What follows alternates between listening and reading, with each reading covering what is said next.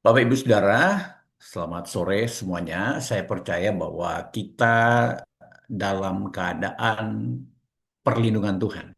Artinya sampai saat sekarang ini, dalam kondisi apapun yang sedang kita alami, apakah kita sedang mengalami sakit penyakit atau pergumulan lainnya, kita percaya bahwa Tuhan tetap bersama-sama dengan kita. Tema kita pada sore hari ini, MHI atau mujizat hari ini adalah bertahan dalam pengharapan. Saya meyakini bahwa Bapak Ibu Saudara, setiap kita tatkala mengalami pergumulan hidup, kesukaran dan kesulitan, bahkan mayoritas yang hadir pada sore hari ini, mereka yang membutuhkan suatu mujizat kesembuhan supaya terjadi di dalam kehidupan pribadi lepas pribadi di sore hari ini. Menandakan bahwa kita tetap berharap bahwa Tuhan akan menolong dan tepat pada waktu Tuhan, maka Tuhan akan mendengarkan dan menggenapi janji Tuhan di dalam kehidupan saudara dan saya. Bertahan dalam pengharapan, bila masih ada pengharapan, saudara dan saya, bila masih ada pengharapan, maka pengharapan itu dapat membuat orang bertahan dari pergumulan hidup. Pengharapan dapat membuat orang bersemangat untuk terus berjuang, pantang menyerah apapun yang sedang dialami, apapun yang sedang terjadi. Pengharapan dapat membawa orang mengalami pertolongan Tuhan. Tanpa pengharapan, kita tidak akan mengalami pertolongan Tuhan. Jadi, pengharapan itu dapat membawa orang juga untuk menikmati masa depan cerah, walaupun kita sedang bergumul dengan sakit penyakit yang kita alami dan persoalan hidup yang sedang terjadi dalam kehidupan kita, yang membuat kita mulai khawatir tentang masa depan hidup kita, bagaimana dengan keluarga kita, bagaimana dengan usaha kita, bagaimana dengan pekerjaan kita, bagaimana dengan penyakit yang sedang saya derita. Apakah masih ada hari esok? Tentunya bagi orang yang masih punya pengharapan, meyakini dengan iman percaya kita bahwa masih ada hari esok. Nah, Bapak Ibu Saudara, kalau kita bisa melihat satu cerita yang mungkin sudah kita dengarkan bersama-sama, Bapak Ibu Saudara, cerita ini sudah cukup lama.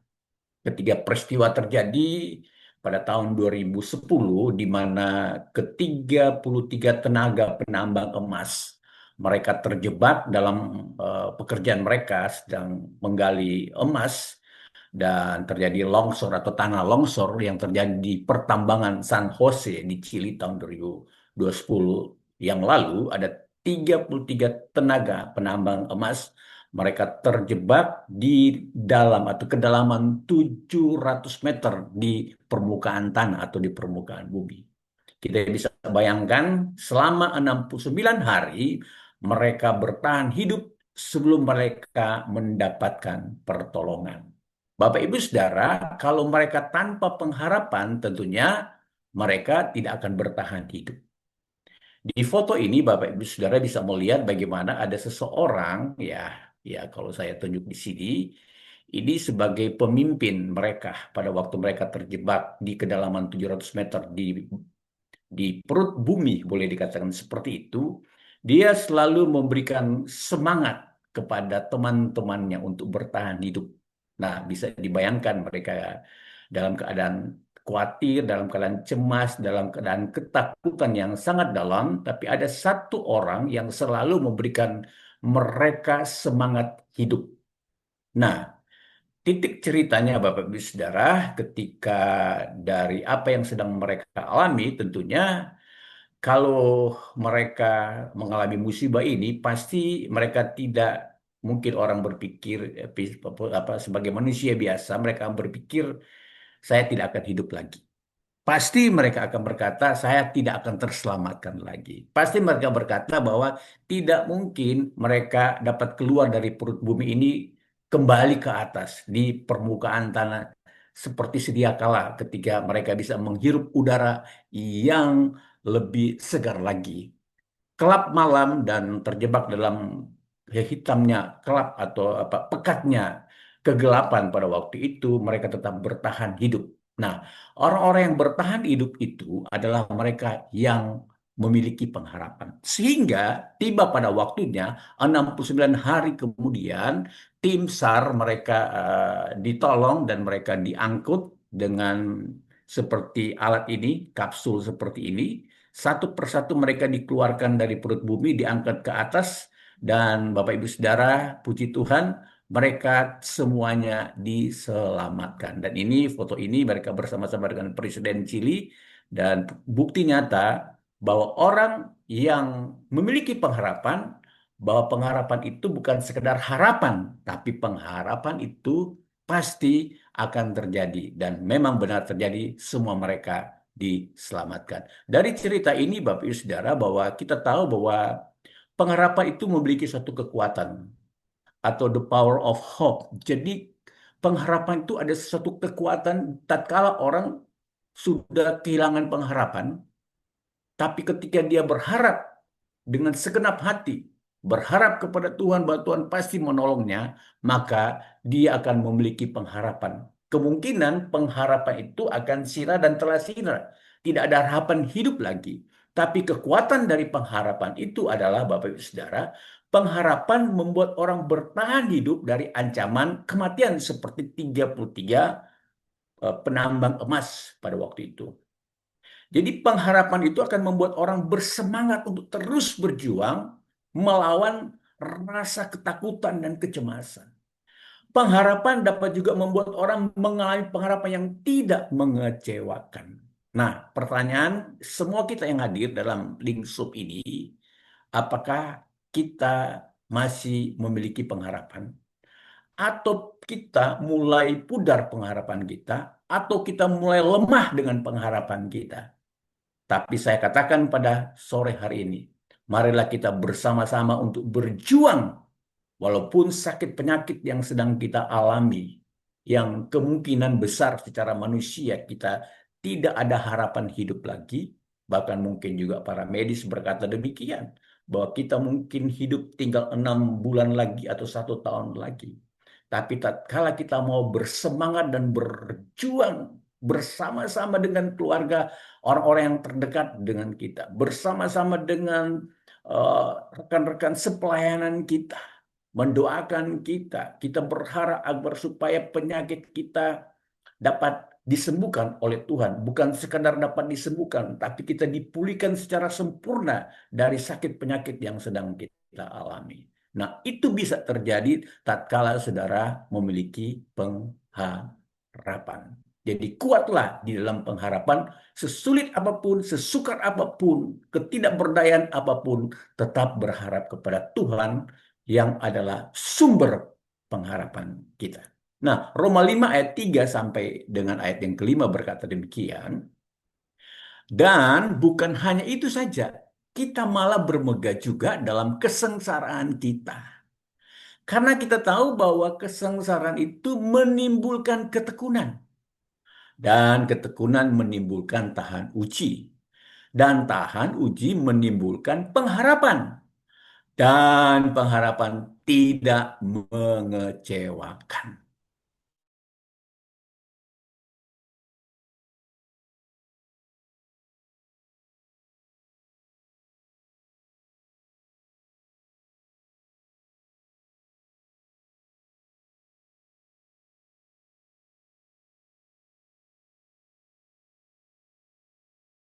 Pengharapan kepada Tuhan, maka saya yakin dan percaya bahwa pengharapan itu tidak akan mengecewakan kita. Walaupun kita sedang dalam keadaan diuji, kita sedang dalam sengsara, dalam sakit penyakit, pergumulan yang tiada taranya, tak henti-hentinya, yang sedang kita alami, yang sedang terjadi dalam kehidupan kita. Ini merupakan suatu ujian bagi kita agar supaya ujian kita tetap bertekun kepada Tuhan, berharap kepada Tuhan, dan pengharapan yang datangnya daripada Tuhan itu pasti pengharapan yang tidak mengecewakan. Walaupun orang di sekitar kita mungkin mengecewakan kita. Walaupun juga kemungkinan medis mengecewakan kita karena kita berharap kita segera dan secepat mungkin mengalami kesembuhan. Tapi Bapak Saudara, pada waktu time yang tepat atau waktu Tuhan, Tuhan membuat segala sesuatu indah pada waktunya sesuai dengan Pengkhotbah 3 ayat 11. Maka pada waktu Tuhan dekat, kita yakin dan percaya bahwa kesembuhan itu pasti akan terjadi. Ada 3 hal yang akan saya sampaikan, Bapak Ibu Saudara. Bagaimana kita bertahan dalam pengharapan? Yang pertama adalah saudara harus tetap bertekun. Tanpa ketekunan, tanpa keulutan kita, ya, tanpa semangat hidup kita, tanpa konsistensi kita untuk kita tetap berharap, berpengharapan kepada Tuhan, maka kesembuhan itu tidak akan terjadi. Tapi kalau kita bertekun di dalam ketekunan kita kepada Tuhan, kita yakin dan percaya bahwa segala sesuatu yang tidak mungkin bagi kita, tapi mungkin bagi Tuhan. Karena tiada yang mustahil bagi Tuhan. Roma 5 ayat 3 berkata, dan bukan hanya itu saja, kita malah bermegah juga dalam kesengsaraan kita. Karena kita tahu bahwa kesengsaraan itu menimbulkan ketekunan. Rasul Paulus mengajak kita bahwa kita bermegah dalam arti kata, bukan kita bersenang-senang di dalam kesengsaraan kita. Tapi kita bermegah artinya Bapak Ibu Saudara bahwa kesengsaraan yang kita alami dalam kehidupan kita saat sekarang ini itu merupakan suatu pembentukan di dalam kehidupan saudara agar supaya kita yakin dan percaya di dalam kesengsaraan yang kita alami, kita percaya bahwa Tuhan mengizinkan itu terjadi karena Tuhan sedang menguji kita apakah kita mau tekun di dalam penderitaan yang sedang kita alami. Nah, oleh sebab itu, Bapak Ibu Saudaraku yang kekasih, pada kesempatan yang baik atau pada kesempatan sore hari ini, ya. Kata bertekun, menurut Oswald Chambers berkata, bertekun bukan sekedar bertahan, ya, tapi bertahan dengan keyakinan penuh bahwa apa yang kita nantikan pasti akan terjadi, saudara. Jadi bertekun bukan sekedar bertahan saja, saudara, tapi bertahan dengan keyakinan. Orang berharap atau bertahan dalam pengharapan tanpa keyakinan penuh, tanpa optimisme, maka itu tidak akan terjadi. Kalau orang hopeless, kalau orang kehilangan pengharapan, kalau orang pesimis, itu akan melemahkan keyakinan percaya kita kepada Tuhan. Tapi kalau kita bertekun, ya saudara yang kasih, kita bertahan walaupun mungkin saudara saudara merasa penderitaan yang mungkin orang tidak alami seperti yang saya alami, ya saudara kata, ya mungkin sakit penyakit tidak sama dengan orang lain yang mungkin juga sakit penyakit tidak separah dengan apa yang sedang saya alami. Tapi Bapak Ibu Saudara, kesengsaraan itu yang kita alami, kita yakin dan percaya Tuhan akan memberikan kita kemampuan ekstra untuk kita dimampukan untuk bertahan dalam kesengsaraan yang sedang kita alami, kesengsaraan sakit penyakit yang sedang kita atau yang sedang terjadi di dalam kehidupan kita. Nah, kedua Bapak Ibu Saudara, bagaimana kita bertahan dalam pengharapan. Jadi, yang kedua adalah kita harus tetap tahan uji, saudara. Nah, tahan uji dalam kitab Roma 4, 5 ayat 4 berkata, dan ketekunan itu menimbulkan tahan uji, dan tahan uji itu menimbulkan pengharapan. Tahan uji, saudara. Dalam arti kata saudaraku yang kasih, tahan uji itu betul-betul kita seperti saudara produk yang kita keluarkan atau produk pabrik mengeluarkan satu produk, apakah itu produk rumah tangga, peralatan rumah tangga, atau produk mobile, HP, atau produk mobil, dan produk-produk yang lainnya, Bapak Ibu Saudara, bahwa semuanya itu telah diuji dengan baik, saudara. Sudah layak. Misalnya pesawat terbang itu dibuat, diciptakan, dirancang sedemikian rupa bahwa pesawat tersebut tahan uji dan siap untuk eh, dilepaskan atau siap landas dan siap untuk dipakai. Dan mobil juga demikian, semuanya itu sudah layak uji semuanya, Bapak Saudara, sehingga orang bisa menikmati, ya. Mobil itu kita bisa naik mobil, kita bisa menikmati, saudara yang kasih. Nah, begitu juga HP kita mungkin juga, barang-barang yang kita punya, semuanya sudah tahan uji, Bapak, dan layak semuanya. Nah, di dalam kehidupan saudara, kesengsaraan yang kita alami, Bapak Ibu Saudara, dan kalau kita tekun untuk tekun dalam arti kata menjalani proses-proses yang tidak mengenakan, Itu merupakan suatu pembentukan pribadi kita agar supaya kita ketika kita tahan uji seperti emas ya, yang ditempa kita akan seperti emas itu betul-betul dileburkan dan emas itu akan keluar sebagai emas yang murni yang sudah tahan uji dan ketika emas itu sudah bisa dinikmati oleh orang lain maka itu sudah dalam proses pembentukan yang tidak mengenakan sehingga dalam kehidupan kita juga secara pribadi dalam aplikasi dalam kehidupan saudara dan saya kemungkinan kesengsaraan yang kita alami, persoalan hidup yang kita alami, eh, kesengsaraan hidup yang kita alami, kita bertekun. Nah, sehingga saudaraku yang kasih, di balik daripada kesengsaraan kita, di balik daripada ketekunan kita, itu semuanya saudara kita akan menikmati bagaimana suatu sukacita ya. Kita akan ketika kita mengalami persoalan lagi di kemudian hari, saudara, saudara sudah tahan. Oh, ini persoalan yang pernah saya alami. Ini saya sudah bisa dapat mengatasi dengan cara bukan karena kekuatan saya, tapi dengan cara Tuhan. Jadi kehidupan saudara diuji oleh karena apa saudara? Karena saudara itu telah dibentuk terlebih dahulu saudara. Sehingga badai apapun yang akan menerpa kehidupan saudara dan saya ya.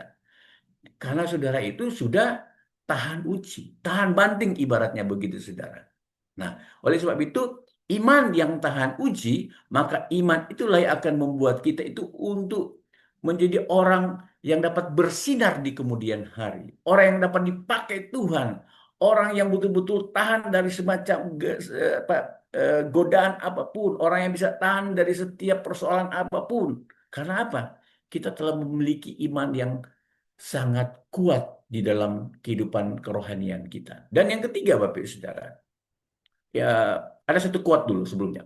Ujian iman itu bukan tanda bahwa Tuhan meninggalkanmu, saudara, melainkan bukti bahwa Dia sedang membentukmu. Artinya apa? Ketika kita tahan uji, iman kita kuat, bukan tanda bahwa Tuhan meninggalkan kita ketika kita mengalami proses ujian yang sangat berat yang sedang kita alami.